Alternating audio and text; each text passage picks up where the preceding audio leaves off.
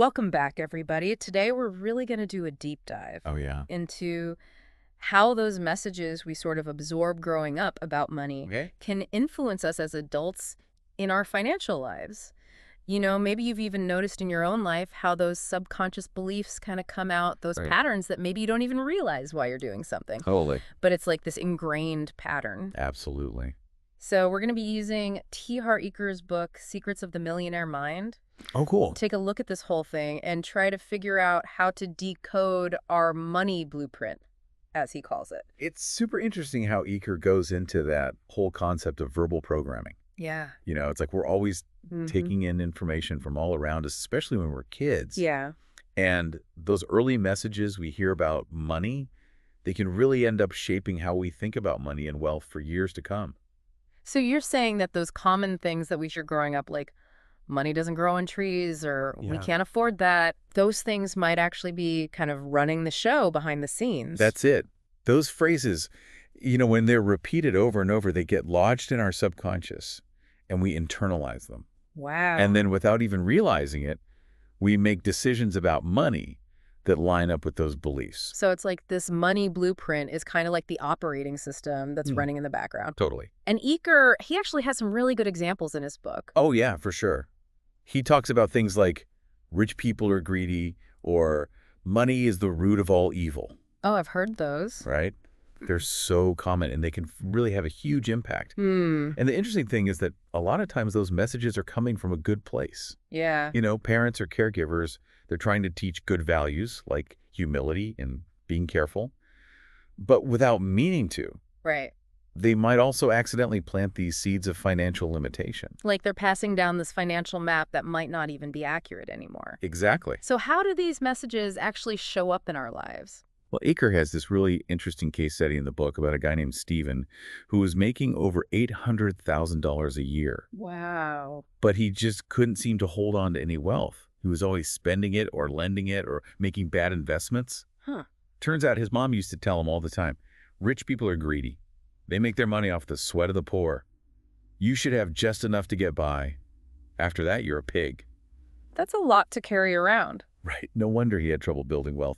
He was subconsciously connecting it with being greedy and exploiting others. It's like his desire for financial security was battling with this programming he got from his mom. Exactly. And it shows just how deep those beliefs can go and how they can sabotage us, even when we have all the resources to succeed. So it sounds like Steven was in a tough spot, wanting to be financially secure, but also feeling like he couldn't because of what his mom had said. Yeah, he was. Yeah. But it's interesting. Stephen actually came up with a super creative solution. Oh, I want to hear this. Well, Stephen knew his mom loved Hawaii, so he invested in a beachfront condo on Maui and sent her there for the whole winter. That's amazing. That's brilliant. It was a really clever way to make both himself and his mom happy. On the one hand, his mom was thrilled and proud. She bragged about how generous he was. Ah. And on the other hand, it gave Stephen the freedom to manage his money without feeling guilty or afraid. So he kind of found this workaround He to did. achieve his goals while still respecting his mom's beliefs. It's a good reminder that sometimes the best solutions aren't about forcing change, but understanding where things are coming from and finding a creative way through it. Absolutely. So Stephen's story is a great example of how complex these money blueprints can be. What are some other ways these messages can affect us? Well, Ecker actually talks about his own struggles with investing in the stock market. He was super successful in business, but just couldn't make any headway with stocks. Really? Yeah, and later he realized it was because his dad had instilled this deep distrust of the stock market. His dad was always ranting about how stocks were rigged and you were better off gambling in Vegas. Could you imagine hearing that every night growing up? Wow. That would make me nervous to invest too. Right. It's like having this internal alarm bell going off every time you even think about the stock market. So he was basically fighting against his own programming. Exactly.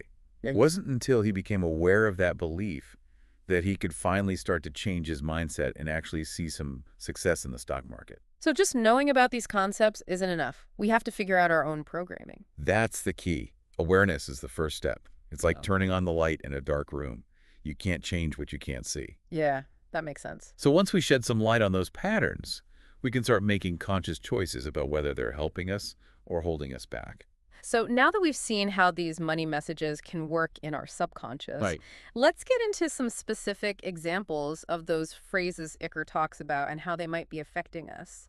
That's a great next step. Uh, Understanding the language of our money blueprint is key to figuring out how it's influencing us. okay, let's do it. One phrase Eker talks about a lot is, money doesn't grow on trees. Yeah. You know, Oh, yeah, I've heard that one. And it's often used to teach kids to be careful about spending, right. which is fine, but it can also create this fear of not having enough. Yeah. Like you always have to hold on to your money even when you can afford to enjoy it. It's like we're programmed to think money is limited and we gotta hoard it. Exactly. Yeah. And then there's that classic line, we can't afford that. Yeah. It seems harmless enough, but it can really affect how we feel about ourselves. Really? Yeah. Like we're not good enough or deserving enough to have certain things. Hmm. You know, that makes me think about something I've noticed about myself. What's that? Sometimes I feel guilty about spending money on things I enjoy, even though I can actually afford them. That's so interesting. It's like there's this voice in my head saying, you don't deserve this, or you should be saving instead. That's a perfect example of how those early messages can stick with us. Wow.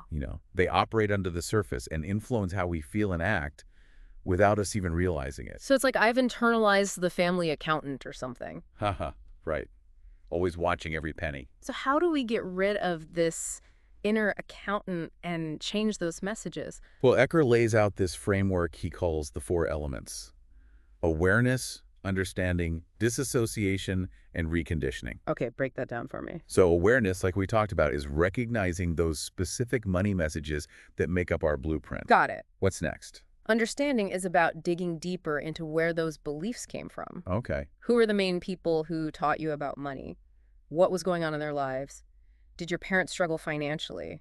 Were they raised in poverty? So it's about seeing those beliefs as coming from a certain time and place, not as some universal truth. Exactly. It's about having compassion for yourself and for the people who shaped your beliefs. Makes sense. So then what's this disassociation thing?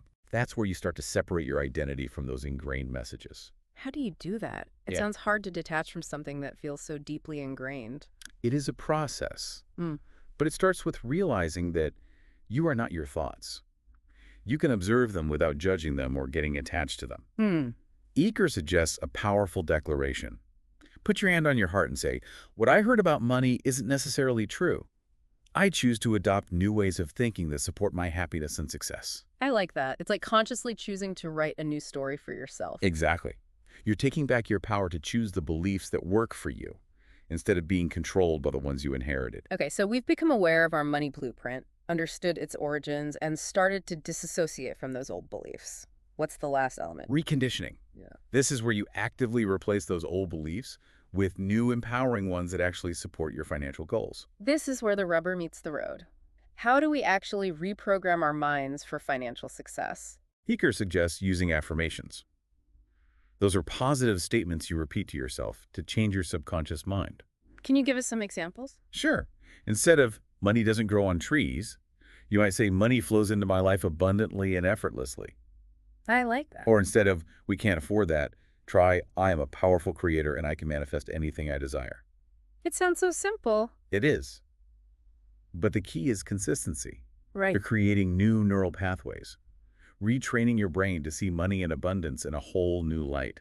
So what else besides affirmations can help us reinforce these new beliefs? Visualization is another powerful tool. Hmm. That's where you create vivid mental images of yourself achieving your financial goals. The more detail and emotion you can put into it, the more real it becomes to your subconscious mind.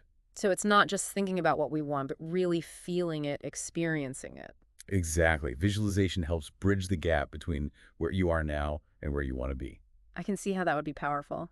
Iker also talks about the importance of who we surround ourselves with, right? Yes. He calls it the law of association. We tend to become like the people we spend the most time with. That makes sense. So if you want to upgrade your financial mindset, surround yourself with people who have a healthy relationship with money. So less time with friends who are always broke and more time with people who are financially savvy and generous. Uh-huh. Exactly. Be intentional about who you let into your circle. Choose people who lift you up, inspire you, and challenge you to grow. So this reconditioning thing, it sounds like it's an ongoing process. It is. It's about consistently making choices that align with your new beliefs, and values. Yeah. It's about staying aware of those old limiting messages that might try to sneak back in. Yeah. And it's about celebrating your wins along the way, no matter how small. It all comes back to taking action. Just understanding these concepts isn't enough. Right. Knowledge without action is like a seed that's never planted. I like that analogy. It has the potential to grow, Yeah. but it needs the right conditions. And speaking of action, Eker also talks about the importance of financial education. He does. He believes that knowledge is power when it comes to money. Yeah. The more we understand about things like investing and wealth creation, the more confident we feel making decisions. So it's about investing in our financial literacy, not just our financial portfolio. Exactly. Read books, attend seminars, take courses, talk to people who know their stuff. That reminds me of something you mentioned earlier about replacing negative messages with affirmations. Right. Are there other empowering beliefs we can actively choose to adopt? Absolutely. Instead of focusing on scarcity and what you can't do, choose to believe in abundance and possibility. Can you give me some examples? Of course, instead of money is the root of all evil, try money is a tool that can be used for good. Mm. Or instead of rich people are greedy, consider wealth can be a source of generosity and positive impact. I like those reframes. It's about shifting our perspective from fear to empowerment. Exactly. When you change your beliefs about money, you change your relationship with money. And when we change our relationship with money, we open up a world of opportunities. This has been so insightful. It feels like we've been uncovering all these hidden layers of our financial conditioning. It's a fascinating process. And it's exciting to see how much potential we have to change. That's the beauty of self-discovery. Yeah. It's an ongoing journey. And remember, you're not alone on this path. There are tons of resources out there to support you.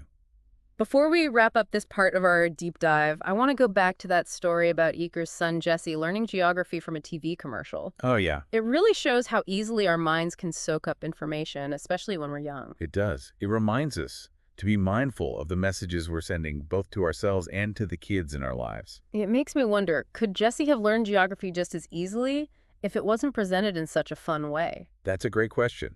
It shows how powerful it is to connect learning with positive emotions. When something is fun and engaging, it's more likely to stick. So if we want to teach kids positive money beliefs, we should make it exciting and empowering, not restrictive and scary. Absolutely. Create positive associations with money and wealth. Focus on the opportunities and possibilities. Yeah. Let's make learning about money fun, engaging, and inspiring. So as we wrap up our deep dive into T. Harv Eker's Secrets of the Millionaire Mind, I'm curious, what's the one thing you really hope listeners take away from all this? If I had to pick just one thing, I'd say it's this. If you could rewrite your money blueprint, what new, empowering message would you put in its place? That's a really thought-provoking question. It is. It makes us think about what we really want our relationship with money to look like. Exactly. It's about moving past just managing our finances and actually creating a financial reality that reflects our values and dreams. Yeah, it's about realizing that we have the power to choose our beliefs about money and to create a financial legacy that truly represents what we want. Like we've been talking about, we all have this money blueprint that's been shaped by our experiences growing up. We do. But the great thing is that we can become aware of it and make a conscious decision to change it. It's not about erasing the past, Right. but understanding how it affects us now and then choosing to create a different future. I love that. It's not about blame or shame. It's about empowerment and possibility. It's about understanding that we're not stuck with the financial programming we got from our families. Right. We can actually rewrite the code. And it all starts with awareness, paying attention to those thoughts and beliefs that come up around money, Yeah. exploring where they came from, challenging them, and then choosing to replace them with messages that help you create the financial future you want. So if you're feeling trapped in a cycle of debt or scarcity, or if you're just not experiencing the abundance you'd like, remember that it's never too late to start rewriting your money story. And it doesn't have to be these huge overnight changes. Right. It's about taking small, consistent steps in the right direction. So what's one small action our listeners can take today to start shifting their money mindset in a more positive direction? Well, I'd encourage everyone to think about one limiting belief about money that they'd like to let go of, and then replace it with a positive affirmation. Write it down, say it out loud, visualize yourself living in alignment with that new belief. That's a great place to start. And remember to be patient with yourself. Yeah. Changing deep-seated beliefs takes time and effort. It's a journey, not a destination. Celebrate your progress along the way, and remember, every step you take is bringing you closer to the financial freedom and well-being you deserve. That's so true. This has been such an insightful deep dive. It has. I feel like I'm walking away with a renewed sense of hope and possibility. That's great to hear. And I'm sure our listeners are feeling it too. I hope so. Thank you so much for joining us on this exploration of Secrets of the Millionaire Mind. It's been my pleasure. Remember, you have the power to create the financial reality you want. You do. Start today by rewriting your money blueprint, one empowering belief at a time. Until next time, keep learning, keep growing, and keep creating that abundant life you dream of.